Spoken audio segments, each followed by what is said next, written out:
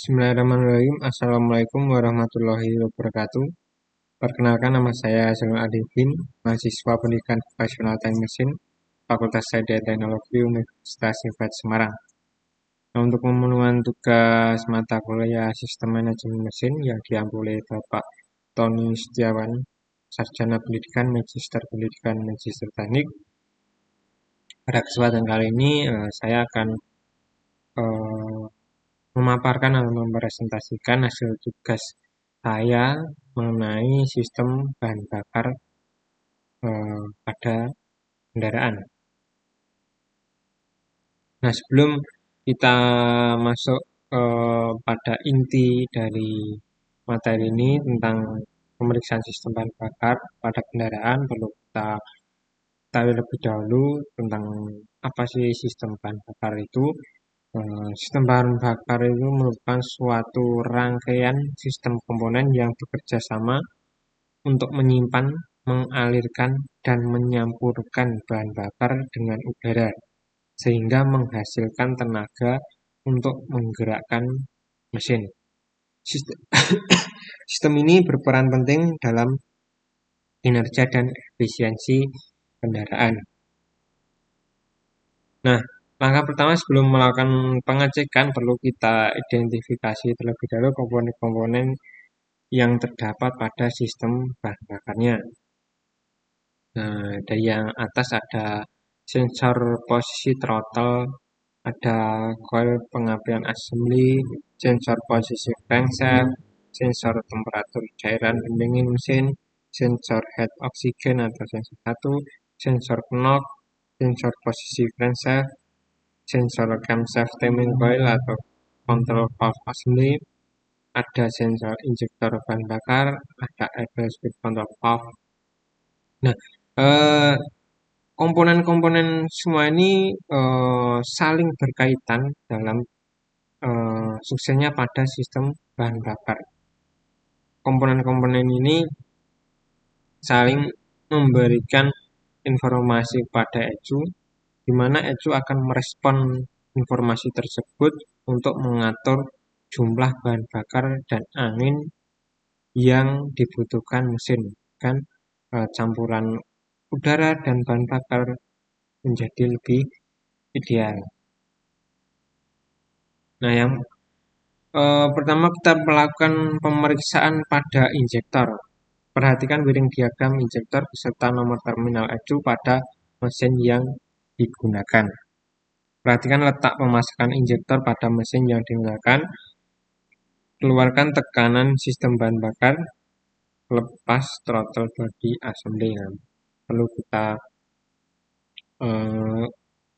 tahu terlebih dahulu letak pemasangan injektor pada mobil yang akan kita lakukan pemeriksaan. Nah, di samping terdapat wiring diagramnya juga, wiring diagram injektor serta nomor terminalnya.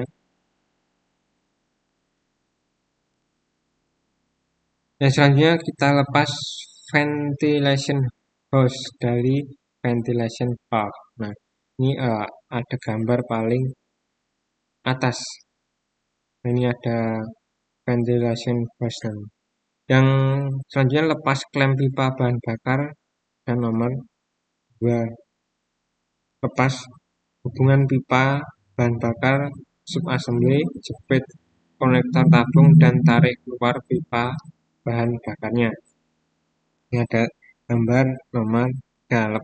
Yang selanjutnya lepas 2 klem pada engine wear, lepas hubungan 4 fuel injector ke konektor. Nah, ini gambar paling bawah sendiri itu merupakan pada klem engine wear. Ini merupakan 4 fuel injector. Ada soket 4 fuel injector, lepaskan soketnya. Yang selanjutnya lepas 2 baut, kemudian lepas fuel delivery pipe bersama dengan fuel injector dengan menjatuhkan fuel injector saat melepas fuel delivery pipe-nya.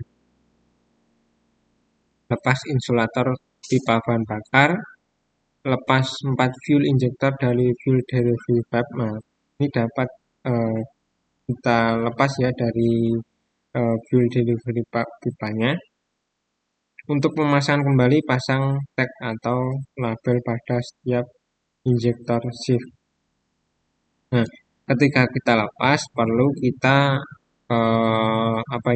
memberikan nomor agar pemasangannya nanti tidak tertukar posisi dengan yang lainnya untuk dapat memudahkan kita saat pemasangan. Biasanya gunakan obeng lepas 4 injektor vibration insulator dari silinder headnya. Periksa tahanan injektor, ukur tahanan sesuaikan dengan nilai dalam tabel. Jika hasilnya tidak sesuai dengan spesifikasi, maka perlu penggantian pada fuel injektornya. Nah, ini kita periksa tahanan pada injektornya dengan menghubungkan konektor 1 dan 2 pada injektor menggunakan alat ukur multilaser dengan selektor ohm. Hubungan 1 titik dan 2 dengan kondisi suhu 20 derajat Celcius. Maka akan didapatkan hasil berkisar 11,6 sampai 12,4 ohm. Nah, ketika hasilnya tidak sesuai spesifikasi tersebut, maka perlu dilakukannya penggantian fuel injektor. Maka bisa disimpulkan fuel injektornya tidak normal atau rusak. Selanjutnya, pemeriksaan kinerja injektor. Lakukan pemeriksaan pada tempat dengan ventilasi yang baik. Jangan melakukan pemeriksaan berdekatan dengan sesuatu yang dapat menyebabkan nyala api. Dalam pengecekan injektor, pokoknya jauhkan dari sumber api ataupun gesekan yang dapat menimbulkan api ya, agar mencegah dari kecelakaan kerjanya terjadi kebakaran. Selanjutnya, hubungkan SST konektor pipa dan bahan bakar ke SST selang. Kemudian hubungkan ke pipa bahan bakar sisi kendaraan. Pasang o-ring baru pada fuel injektor. Hubungkan SST adapter dan selang ke injektor bahan bakar assembly dan tahan injektor bahan bakar assembly dan union dengan SST atau klem. Nah, di sini ada gambar-gambar yang menjelaskan tentang komponen-komponen tersebut tadi. Ada yang di sini ada nomor 1 itu terdapat o-ringnya. Yang kedua adalah Bentley tube-nya. Nah, ini bukan komponen Bentley tube-nya. Yang ketiga adalah SST.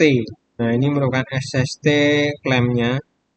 Yang 4 adalah SST clip. Nah, ini bukan clipnya. Yang kelima adalah SST adapternya. Nah, ini bukan adapter ke SST clipnya.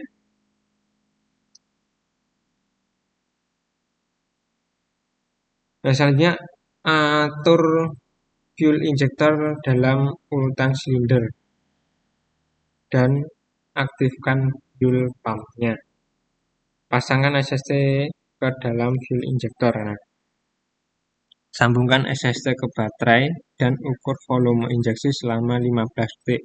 Lakukan pemeriksaan 2 atau 3 kali, kemudian hitung rata-ratanya. Jika hasilnya tidak sesuai dengan spesifikasi, maka ganti fuel injektornya. Nah, dalam pemeriksaannya bisa kita lihat pada gambar yang paling atas di sini. Ini merupakan pengujian injektor dengan menggunakan aki. Maka ketika injektor ini kita berikan arus, maka katup pada injektornya akan terbuka. Sedangkan di selang di sini kita kasih tekanan bahan bakarnya. Kita lakukan pengetesan selama 5 detik. Maka di sini ini merupakan gelas ukurnya. Maka dalam 15 detik tersebut injektor mampu mengalirkan bahan bakar sebanyak berapa mili. Seperti itu. Maka nantinya akan kita lakukan pengukuran apakah dalam 15 detik tersebut masih sesuai dalam rentang standar ataupun tidak. Kalau tidak ataupun lebih sedikit, maka biasanya injektor sudah tidak normal. Hanya periksa dari kebocoran dengan melepas SST dari baterai. Pemeriksaan kebocoran bahan bakar dari fuel injector standar 1 tetes atau lebih kecil setiap menitnya. Nah, ketika sudah dilakukan pengecekan seperti di atas, maka lepas saja, lepas eh, konektornya dari aki, maka sudah tidak mendapatkan arus, maka injektor akan berhenti menyemburkan bahan bakar. Nah, setelah melepas ini bisa kita lihat bocoran dari katup injektornya.